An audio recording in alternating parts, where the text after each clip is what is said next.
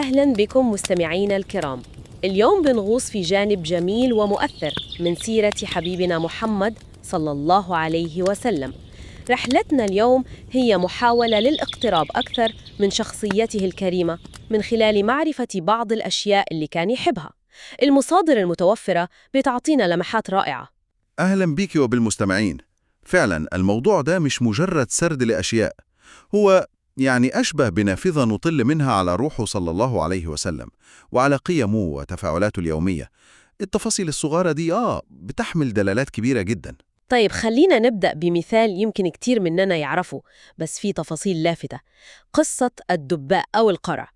الرواية عن أنس بن مالك رضي الله عنه إن في خياط دعا النبي صلى الله عليه وسلم على طعام، وكان فيه خبز ومرق وفيه دباء وقديد. صحيح. اللافت في القصة إن النبي عليه الصلاة والسلام كان يتتبع الدباء من حوالين الطبق عشان يأكله. إيه المعنى هنا؟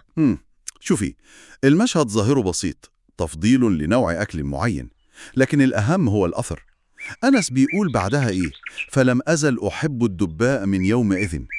حب أنس للدباء ما كانش عشان طعمه بالضرورة. دينا نفس الإحساس؟ هو المصادر بتذكر حبه للحلوى والعسل، وده ممكن نفهم منه تقديره للطعم الطيب.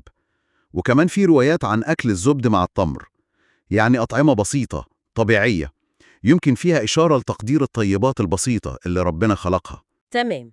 طيب ننتقل من المذاق للرائحة.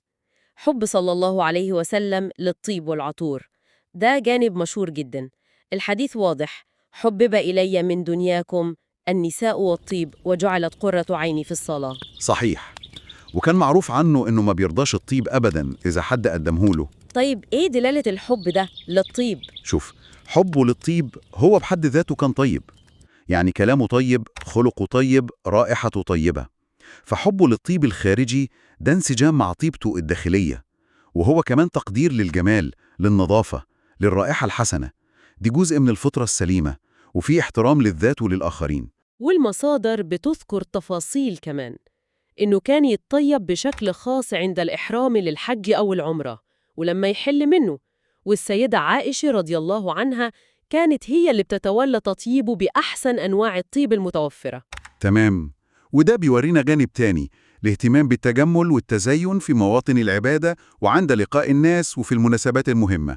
دي سنة حسنة جدا بتجمع بين العبادة وحسن المظهر والتعامل. وحبه للطيبين من الناس كمان، ده جانب مهم. لما تسأل مين أحب الناس إليه، إجابته كانت مباشرة عائشة. نعم. ومن الرجال قال أبوها، يعني أبو بكر الصديق رضي الله عنه، وبعدين ذكر عمر بن الخطاب ورجال تانيين. اختيار الأسماء دي بالذات مش عشوائي أبداً، ده بيوضح تقديره العميق لصفات معينة: الصدق والإيمان زي أبو بكر، الرزقة الصالحة والتضحية، القوة في الحب والحكمة زي عمر. حبه ليهم كان حب للي بيمثلوه من قيم إيمانية وأخلاقية عالية. ونوصل للمحور الأهم يمكن، الصلاة. الحديث اللي ذكرناه بيقول إنها جعلت قرة عينه، يعني مصدر سعادته وراحته العظمى. قرة العين، التعبير ده لوحده محتاج وقفة. وكان يقول لبلال: يا بلال أقلم الصلاة، أرحنا بها. مش أرحنا منها، لا، أرحنا بها. بالضبط، الصلاة بالنسبة له ما كانتش مجرد واجب، كانت راحة، كانت ملاذ، كانت مصدر قوة وسكينة، لدرجة إن أهميتها دي أعداء نفسهم لاحظوا ده. في غزوة الخندق، الأحزاب لما فات المسلمين صلاة العصر بسبب الحصار، كان قلق المشركين من صلاة المسلمين القادمة سبب في تفكيرهم في خطط تانية، وده أدى بعدين لتشريع صلاة الخوف.